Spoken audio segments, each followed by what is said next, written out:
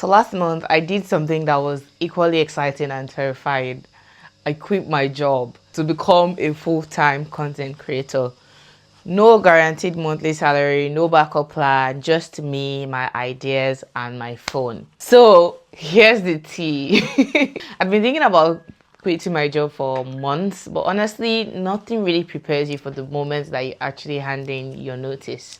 No matter how confident you felt or how optimistic you are about your creator journey. So it still felt like I was leaping into the unknown, and I went from having a stable salary every month to depending on myself to generate income and to build something from scratch. It was scary, but it was also freeing. So basically, I used to work as a social media manager in an agency, and even though I was good at what I did, I wasn't really fulfilled. And you know how it is when you're working corporate.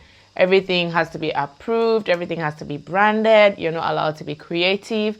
And honestly, it starts to drain you after a while. It was like soul sucking work.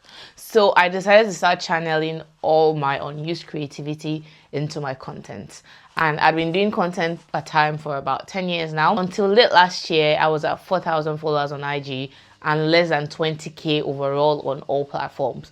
But one of my videos went viral late last year, and then my page just started gaining traction. And I just kept thinking, what if I gave this my full energy? Like, would I grow much more than this?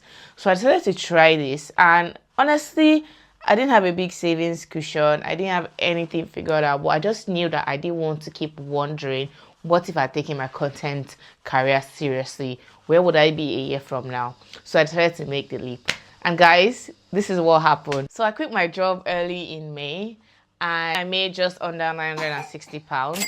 And that came from three main sources: £754 for brand deal, another £200 from a brand deal as well, $4.76 from Facebook ads. Even though that money was tiny, it meant the world to me because it was the first time that a platform was paying me directly for my content, which is literally passive income. You guys know how passionate I am about passive income.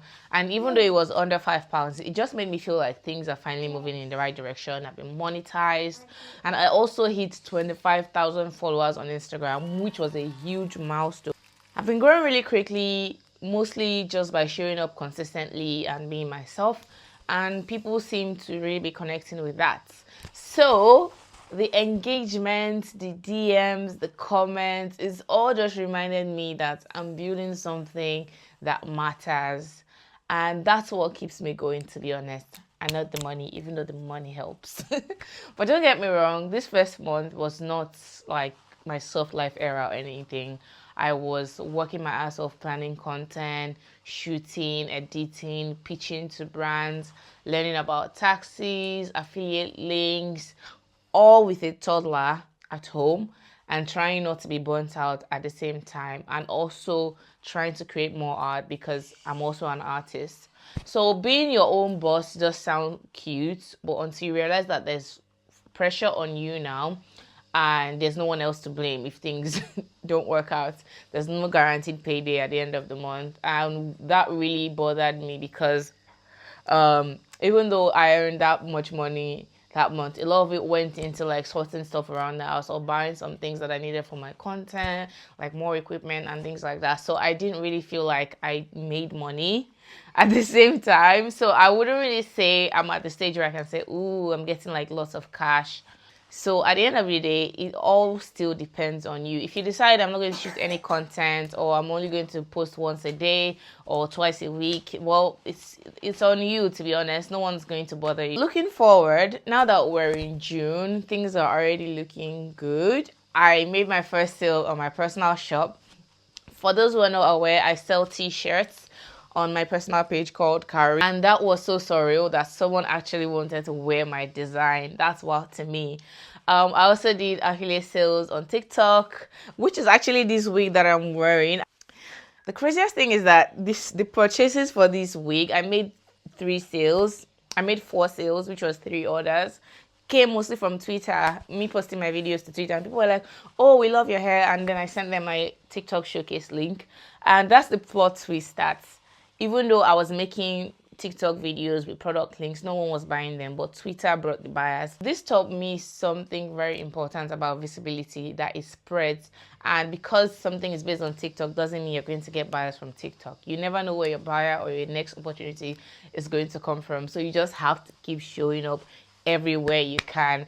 And something else that I learned is that whenever I post my content on one platform, if I don't post it on other platforms, people take my content from one platform and take it to those other platforms. For instance, I wasn't posting on Twitter and I realized people were taking my videos from TikTok and from Instagram and posting them on Twitter, getting lots of engagement. I'm like, people love me on Twitter, so why am I not posting on Twitter? So I decided to start posting my content on Twitter myself and get those engagements for myself. So as a creator, you really need to be in charge of your narrative. You need to be in charge of your brand. You need to be everywhere. If there's a platform, you need to be on there because that's your job as a creator. Unless you're trying to be like a niche creator, like you just want to focus on Instagram or you just want to focus on TikTok, then that's up to you. But I consider myself like an all-round creator and I endeavor to be on every platform. Obviously, this is why I'm doing YouTube videos. I always used to say, oh, YouTube is not for me. I never get YouTube views, blah, blah, blah. But this year, I'm changing that narrative. You guys are going to like me, whether you like me or not. So that's it. You just have to keep showing up everywhere you can. And right now, so next step for looking forward as well is I'm also talking to a few more brands and I'm also going to keep doing more brand outreach. I'm currently working on a contract which is already in the final stages, and I did all this while talking about the Yoruba culture, my culture. And for years, I've been holding off on creating this type of content because I felt it was too niche. You know, people are not going to get it. Only Yoruba people will get it. I'm sharing this because I know that there are other creatives or cultural storytellers who feel like their ideas are too niche or not too influencery enough. But I need you to know that there's space for you. You don't have to go viral every week to build a brand. You just have to be very consistent, clear, and honest about what you're doing. And those that love you will love you. So that's what my first month looked like, guys. Just under 1K in pounds. 1 merch sale, 3 affiliate orders, 1 monetized platform, and new brand conversations, 0 regrets. If you're watching this and you've been thinking about betting on yourself, I'm not saying quit your job tomorrow, but I'm saying start showing up. Start treating your ideas like they matter, because they do. You need to start testing. You don't have to wait until you're perfect to begin posting your content. Just post that content. Thanks for being on this journey with me. I'll be sharing monthly updates like this, so subscribe if you want to see how it all unfolds. I don't know where this is going yet, but I do know that I'm building something real and I want you to be a part of that. So let's see what happens next. Make sure you hit the subscribe button. Take care, guys. Bye.